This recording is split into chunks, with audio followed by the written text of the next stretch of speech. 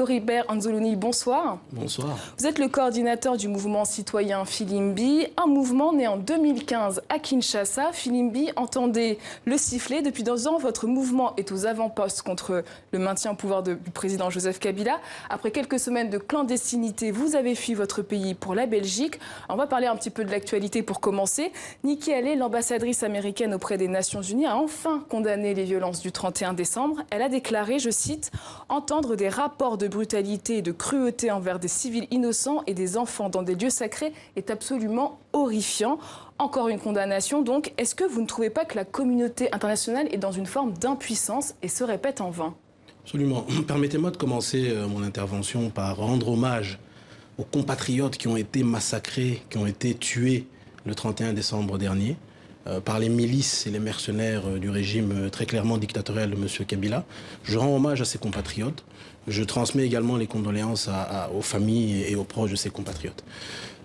Ensuite, pour ce qui est de la communauté internationale, je tiens à commencer mon intervention par préciser quelque chose qui n'est jamais très bien compris. La RDC, les Congolais ne demandent pas à la communauté internationale de faire notre travail à notre place. Nous ne demandons pas à la communauté internationale d'agir à notre place. Nous ne demandons pas la permission de la communauté internationale pour agir. Mais il est clair que la RDC ayant signé des accords et des traités avec des organisations régionales et internationales, il y a des valeurs fondamentales qui doivent être défendues par ces différentes organisations. Et c'est à ce niveau-là que ça intervient. Aujourd'hui, la RDC est dirigée par un dictateur et ça touche aux valeurs fondamentales qui sont la liberté, la démocratie, le respect des valeurs fondamentales. Ensuite, pour ce qui est de l'intervention de Mme Haley, oui, effectivement, ce qui se passe aujourd'hui, c'est que nous avons affaire aujourd'hui à un dictateur qui est allé jusqu'à réprimer, rendez-vous compte, réprimer des messes catholiques en pleine journée, la veille du réveillon du Nouvel An. C'est un acte qu'on n'a jamais vu en République démocratique du Congo. 167 paroisses ont été encerclées, attaquées avec une dizaine de morts. Donc très clairement, nous espérons avoir une réaction beaucoup plus forte. Aujourd'hui, M. Kabila devrait simplement ne plus être reconnu comme président de la République. Alors 5 membres de votre mouvement ont été aussi arrêtés le 30 décembre à Kinshasa. Ils faisaient du porte-à-porte pour mobiliser pour ces marches du 31 décembre. Est-ce que vous avez de leurs nouvelles aujourd'hui? Pas de nouvelles. Carbone Béni, qui est le chargé du réseau national, et 4 autres militants, effectivement, été enlevés. Ne dites pas arrêtés, ils ont été enlevés le 30 décembre, pendant qu'ils sensibilisaient dans les quartiers populaires. Vous ne savez pas où ils sont en détention? Nous ne savons pas où ils sont en détention. Nous n'avons aucune nouvelle de nos amis. Par contre, nous avons reçu une information plus ou moins précise disant qu'ils étaient à l'Agence nationale de renseignement, sous le contrôle direct de M. Kalev Mouton, de l'administrateur, et qu'ils subiraient en ce moment des tortures pour leur faire avouer finalement des faussetés. Donc voilà la gravité des choses. Nous ne savons pas, nous ne savons même pas s'ils sont en vie aujourd'hui. Et c'est cela qui est très grave. À Kananga également, 12 militants de la Lucha, la même chose. Combien de personnes arrêtées selon vous aujourd'hui? Aujourd'hui, il y a des dizaines de personnes qui sont toujours arrêtées. Pour ce qui est de Lucha et Filimbi, vous avez une vingtaine d'activistes aujourd'hui qui sont arrêtés, accusés d'atteinte à la sûreté de l'État. Alors aujourd'hui, où se place votre mouvement Filimbi au sein de la contestation anti-Kabila? Où elle se situe?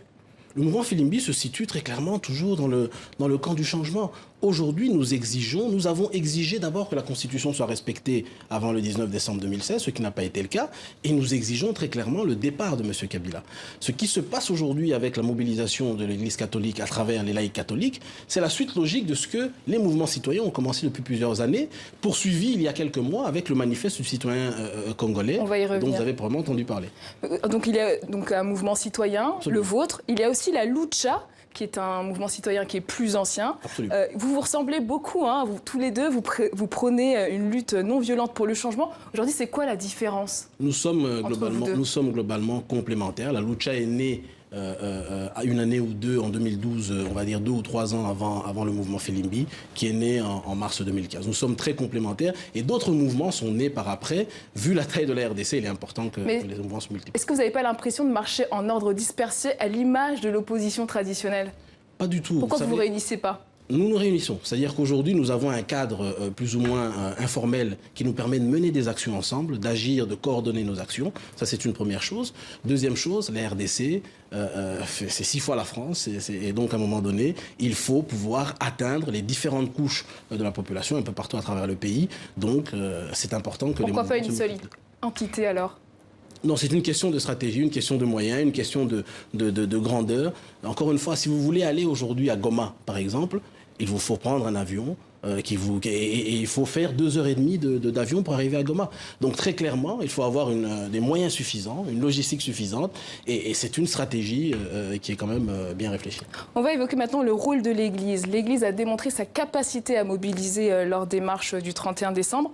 Comment les partis d'opposition, comme l'UDPS par exemple, ont perdu le leadership de la lutte politique contre Joseph Kabila? C'est une bonne question, et moi personnellement, j'estime que ce point de l'unité ou de la perte de vitesse de l'opposition est assez tendancieux parce que c'est ce que utilisent les régimes dictatoriaux pour justifier leur répression. Mais comment vous l'expliquez, cette perte de leadership? Je l'explique simplement parce qu'aujourd'hui, le combat n'est pas un combat politique partisan, c'est un combat citoyen qui exige à tous les Congolais de se mobiliser au-delà des partis politiques.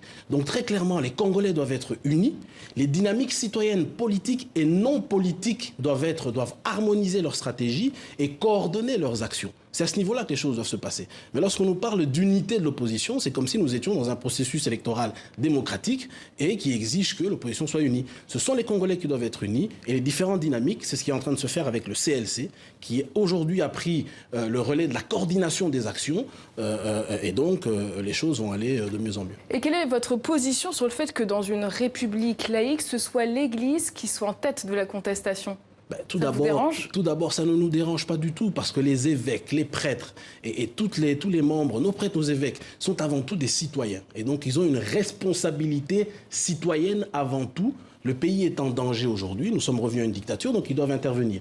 Deuxièmement, l'Église a une responsabilité sociale, on ne le dit jamais assez.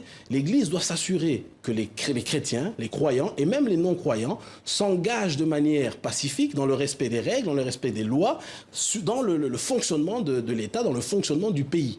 Et aujourd'hui, le pays, je le répète, est en danger. Donc très clairement, il y a une valeur fondamentale qui est en train d'être complètement détruite, qui est le respect de la Constitution, qui est le respect du principe de l'alternance, qui impose que l'Église s'implique dans ce processus. Donc vous vous rangez derrière l'Église? Nous ne nous rangeons pas derrière l'Église. L'Église se range à côté de la population congolaise, à côté des citoyens congolais.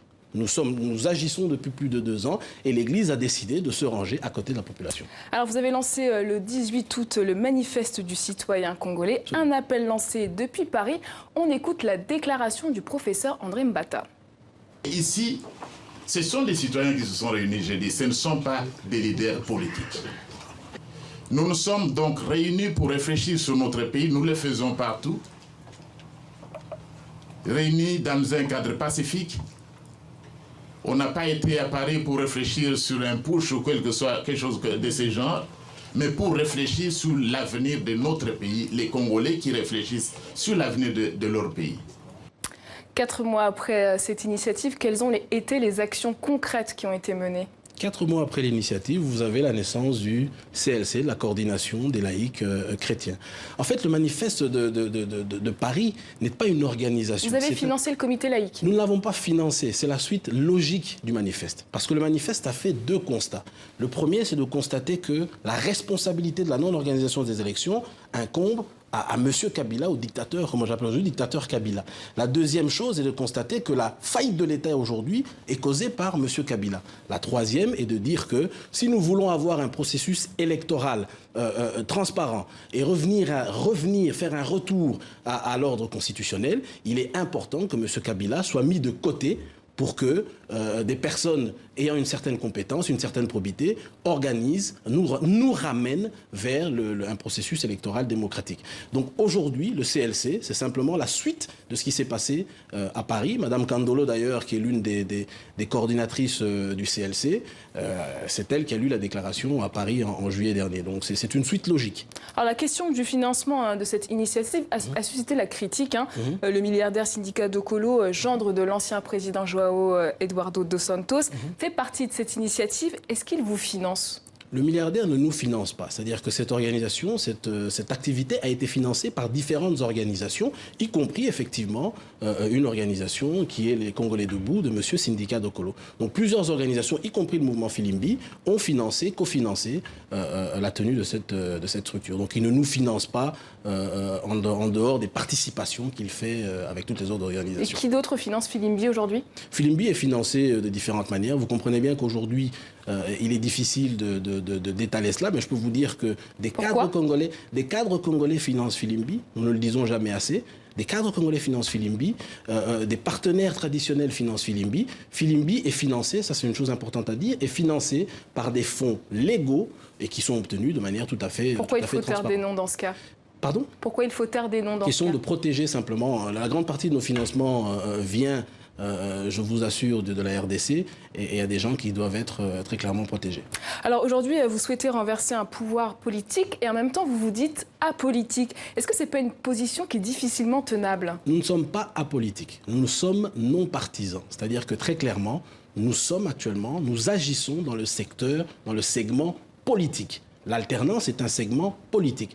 Mais nous sommes non partisans parce que nous sommes liés à aucune structure, parti, plateforme politique et nous ne soutenons aucun candidat politique. Mais très clairement, nous sommes un acteur de la société, mais un acteur politique. Nous jouons notre rôle de citoyen. Vous vous placez où sur l'échiquier alors? Nous nous plaçons du côté de la société civile parce que nous ne sommes pas partisans, c'est extrêmement important. Nous ne soutenons aucun candidat, aucune structure politique, mais nous agissons sur des questions politiques parce que tout citoyen a la responsabilité et le devoir de s'investir dans les problèmes politiques. Sinon, les conséquences sont celles que nous vivons aujourd'hui avec la dictature de M. Kabila. Alors, opposition et société civile, tout le monde est d'accord pour le départ de Joseph Kabila. Mais qu'est-ce qui se passe le jour où Joseph Kabila s'en va? Qui prend la relève? Ne vous en faites pas. Les Congolais sont assez ingénieux pour organiser l'après-Kabila. Écoutez, au Burkina Faso, le président Compaoré est parti. L'État a continué à fonctionner. En RDC, on ne peut pas donner cette stratégie-là aujourd'hui. Ce qui est sûr, c'est que les différentes forces, je peux vous assurer, les différentes forces politiques et sociales travaillent sur l'après-Kabila depuis plusieurs mois. Et je peux vous assurer que les choses sont plus ou moins avancées. Est-ce qu'il y a une alternative crédible à Joseph Kabila dans la classe politique telle qu'elle est aujourd'hui? C'est au peuple congolais d'en décider. C'est-à-dire qu'aujourd'hui, nous ne sommes pas dans une phase électorale. Il y a des candidats qui se sont déclarés. D'autres se déclareront le moment venu. Ce sera au peuple congolais de décider de la qualité des candidats qui vont poser leur candidature. Filimbi soutiendra un candidat si ça se présente? Filimbi reste un mouvement non partisan. Filimbi comme structure, comme mouvement, reste non partisan, donc il ne soutiendra aucun candidat. Mais très clairement, les militants, les activistes de Filimbi, en tant que citoyens, prendront des positions. Est-ce que Filimbi peut avoir un candidat pour terminer? Non, Filimbi, encore une fois, Filimbi est non partisan et restera, ça on vous l'assure, Filimbi restera un mouvement citoyen non partisan parce que le fonctionnement de l'État exige que des citoyens engagés qui ne soutiennent aucun acteur, aucune structure politique, continuent à s'engager, à contrôler, à suivre et à monitorer finalement le fonctionnement de l'État pour s'assurer que les décisions qui sont prises, c'est très important, bénéficient et profitent à la majorité des Congolais, des citoyens. N'oubliez pas que la jeunesse congolaise représente 60% de cette population et c'est celle-là qui est négligée et c'est celle-là qui intéresse le plus Filimbi. Est-ce que vous avez prévu un retour en RDC bientôt? Tout dépendra. Vous savez, j'ai officiellement été, je fais partie des pseudos emblématiques qui ont été graciés lors de la signature de l'accord de la SENCO. Mais comme vous le savez, cet accord n'a jamais été respecté. Et donc, voilà. Mais bien sûr, je compte rentrer en RDC et je m'y prépare. Le moment venu, j'informerai. Ce sera la conclusion de notre interview. Merci Floribert Nzuluni. Je rappelle que vous êtes le coordinateur du mouvement citoyen Filimbi. Merci à vous. Merci d'être venu. Merci.